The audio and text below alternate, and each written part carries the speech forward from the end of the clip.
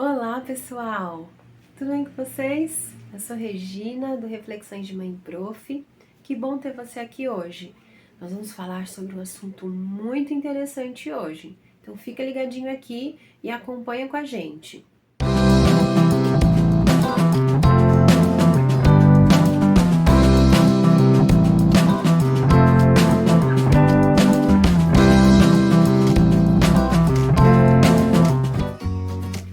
Hoje nós vamos falar sobre como dizer não sem falar.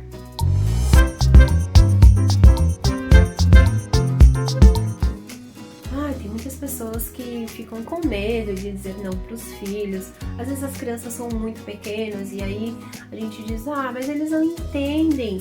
Como que eu vou falar não? Eles não sabem o que eu tô dizendo.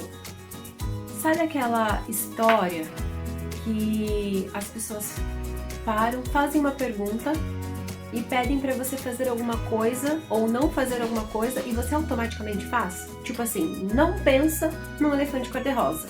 O que você vai pensar? No elefante cor-de-rosa.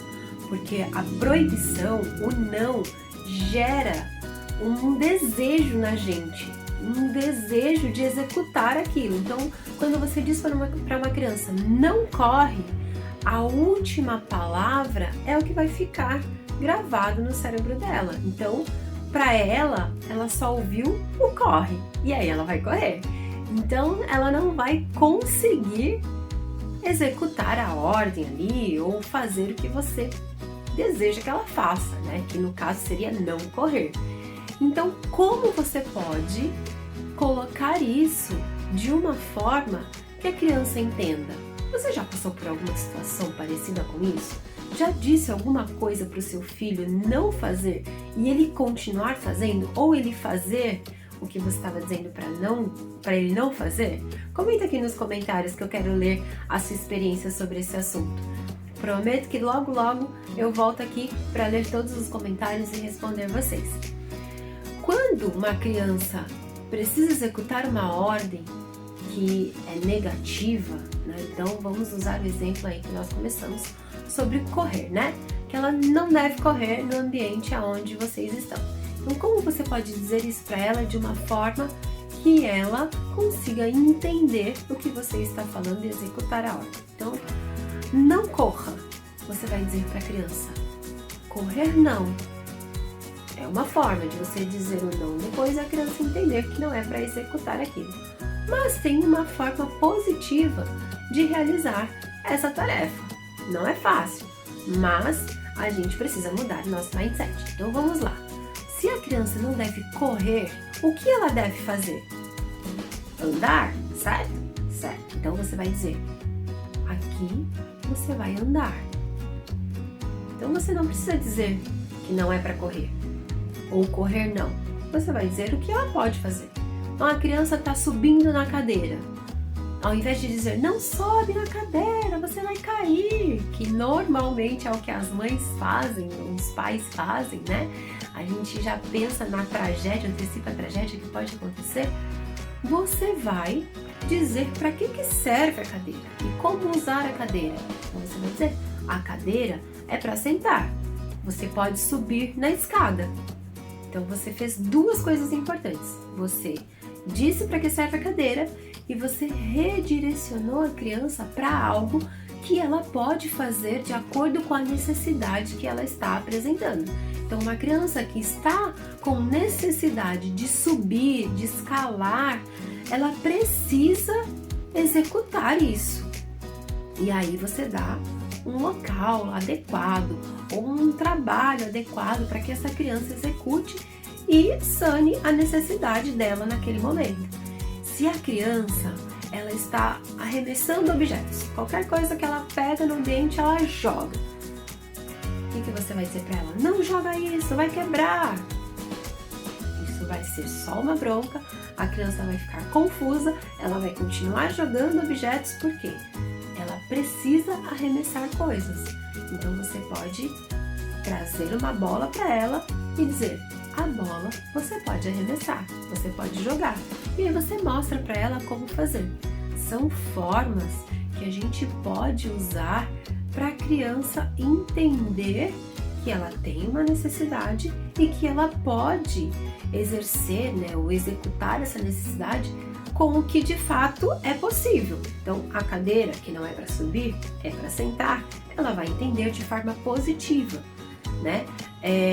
Correr no ambiente fechado, você dizer para ela que ela precisa andar, ou que aqui ela vai andar e que lá fora ela pode correr, né? Então você não diz não corra, você não pode correr, porque a criança ela pode correr, ela só está no ambiente inadequado para isso naquele momento.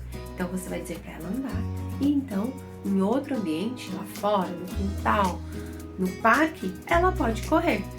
É uma forma da criança aprender a autorregulação, dela aprender a lidar com as suas ansiedades, com as suas frustrações, a ter o que a gente chama de flexibilização cognitiva, né? Então ela vai ali, ela tem uma coisa na cabeça, então ela tá ali, eu preciso correr, eu vou correr, eu quero correr.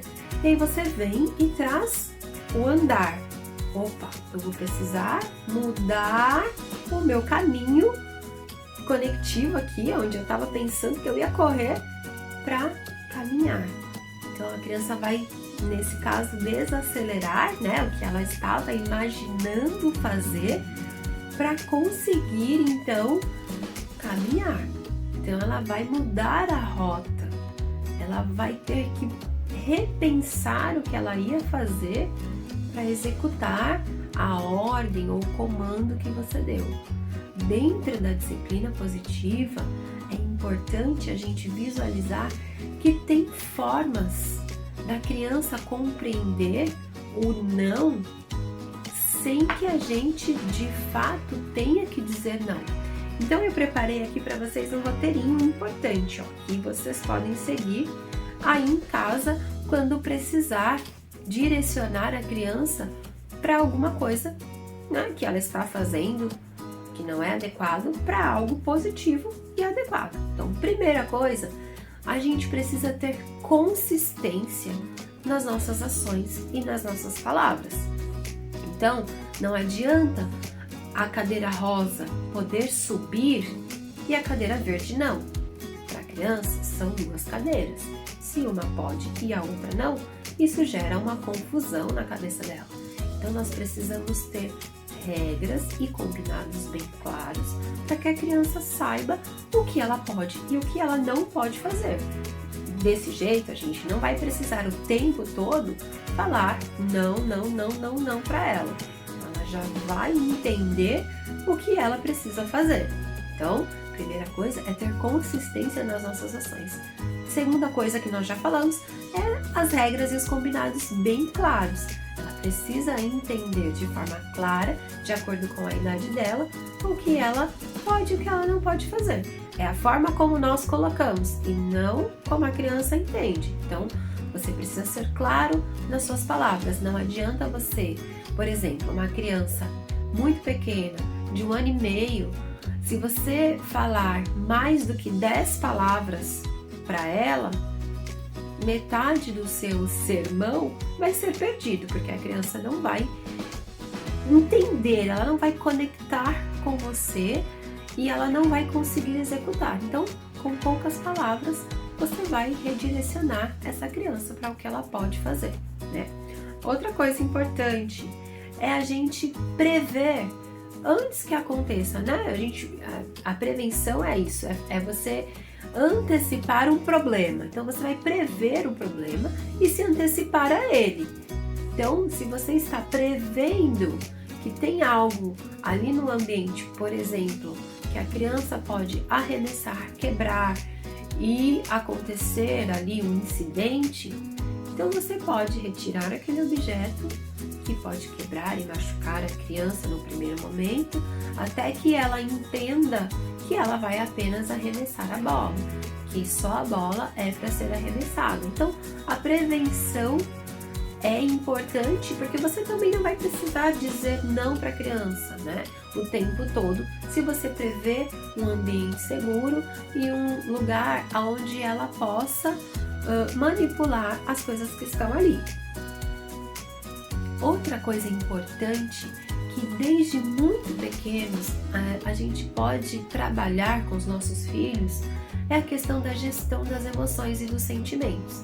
A criança muito pequena, ela ainda não tem autorregulação, ela precisa aprender isso. Então, quando você diz um não para sua criança, assim, de repente, aquilo vai gerar um bloqueio nela e ela não vai saber como agir.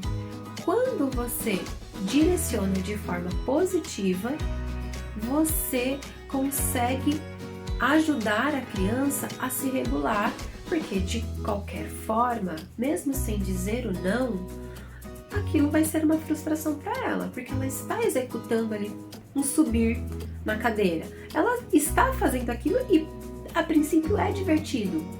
E aí você diz para ela que a cadeira é para sentar, gerou uma frustração, mas ela tem tempo de recalcular a rota. E aí ela vai conseguir estabilizar as suas emoções. É importante conversar com as crianças sobre isso. Então, uma criança pequena, você pode fazer um formato de figuras, né? Com imagens, onde tem uma criança triste, né? Uma criança chorando, uma criança sorrindo, uma criança, não sei, séria de repente, né? Enfim, com vários formatos, e ali você vai falando e fazendo com a criança no espelho. Aí ela vai começando a trabalhar e entender os sentimentos e as emoções. Regina, mas eu fiz dessa forma positiva e gerou uma frustração muito grande e a minha criança se jogou no chão e eu não sabia o que fazer. O que a gente faz nessa hora do que muitas pessoas chamam de birra ou de capricho? Acolhe a criança e valida os sentimentos dela. Então, quando você valida os sentimentos da criança, não quer dizer que você está aceitando o comportamento dela, mas você está ensinando ela a lidar com esse sentimento e com essa emoção. Então você vai dizer: eu entendi que você ficou chateado ou que você ficou triste porque você não pôde subir na cadeira. A cadeira é para sentar. Eu estou aqui se você precisar. Ou você pode oferecer um abraço, uma respiração, um copo de água, um passeio lá fora. Tem diversas formas de a gente ajudar a criança a rever e a lidar com o sentimento e com as emoções. E você também pode exercitar com a criança o diálogo e a empatia. Todas essas formas a gente precisa pensar em cada faixa etária com muito carinho. Se é uma criança de 1 ano e meio, se é uma criança de 3 anos, uma criança de 4 anos que já entende um pouco melhor, você vai conseguindo dialogar com mais palavras, com mais entonação. Com as crianças menores você pode fazer expressões faciais, expressões corporais. Tem várias formas de linguagem que não necessariamente são verbais e a criança ela vai entender. Quando você falar com uma voz mais firme, falar firme não quer dizer que você vai ser grosseira com a criança. Você vai só dizer para ela de forma firme o que ela deve fazer. Como já dei aqui vários exemplos, né, de como falar com a criança para que ela não continue fazendo. É uma criança que está, por exemplo, arrancando folhas de uma planta. A gente ensina às crianças que a natureza é importante. Então, destruir uma planta, ela não é uma atitude aceitável. E aí, eu vou dizer para a criança de forma firme, clara, sem ser grosseira: as folhas ficam na árvore. Você pode rasgar um pedaço de papel se você quiser. Vem aqui que eu vou te mostrar como fazer. E aí você entrega um jornal para ela rasgar, né? Dessa forma, né? Pegar a folha do jornal e rasgar. Um papel sulfite que é um pouco mais difícil e a criança vai precisar fazer uma força ali para rasgar esse papel. E aí, conforme a criança vai crescendo, você vai mostrando formas mais delicadas de rasgar essa folha. Então, com a ponta dos dedos, ela vai rasgar uma tira de papel até o final. Depois outra tira de papel até o final. Amassar bolinhas de papel. São formas da criança entender ali que ela estava fazendo algo que não era aceitável, mas tem uma outra forma de extravasar essa emoção, de dar para a criança um sentido para o que ela estava fazendo, de repente, aleatoriamente, e aí você entrega para ela num formato interessante, né? Um formato que pode chamar a atenção dela. E é importante que, além da firmeza, o adulto tenha um encantamento, né? Para mostrar para a criança algo diferente. Então não adianta só eu dizer para ela que ela pode rasgar um papel se eu pego lá e jogo o papel na mão dela e nem dou importância para isso. Eu vou mostrar de forma encantada que é legal rasgar um papel. Que rasgar a folha da planta não é interessante. Mas o papel, olha aqui, você pode trazer um papel colorido, uma revista, todas com texturas diferentes, e a criança vai amar. E aí eu digo que é até uma atividade que você pode fazer desde crianças muito pequenas, de 1 ano, 2 anos, até crianças maiores, de 4 anos, 5 anos, né? Com um encantamento legal, a criança vai gostar. Então, é também uma forma, e aí eu entro no último ponto da nossa conversa, que é se conectar com a sua criança. Quando você entrega para ela uma atividade, você vai mostrar para ela que ela é importante. Então você traz para ela essa atividade de uma forma bonita. E aí você senta ali com ela, você pega um papel para você, você rasga o papel com ela, ela vai se sentir importante porque você está ali do lado dela. E isso vai gerar uma conexão entre vocês. Pensa você, mamãe, o seu filho ali, né, sem saber muito o que fazer e fazendo coisas que você tá se descabelando. Ai, não sei mais o que eu faço com essa criança. Faz uma atividade como essa de conexão e vocês vão conseguir juntos encontrar uma forma de falar não sem dizer não, né? Sem falar a palavra não. A conexão é muito importante para esse processo de trocar, né? O não constante para algo positivo que você pode realizar junto com a sua criança, que você pode falar, né, a língua dela e entrar no mundo dela sem esquecer, né, que a nossa sociedade tem regras, tem coisas importantes a serem tratadas, mas a criança não precisa saber de tudo isso de uma forma incisiva. E eu te convido a estar aqui comigo, porque muita coisa legal vai rolar e eu quero ter você aqui, tá bom? Um grande beijo e até o próximo vídeo.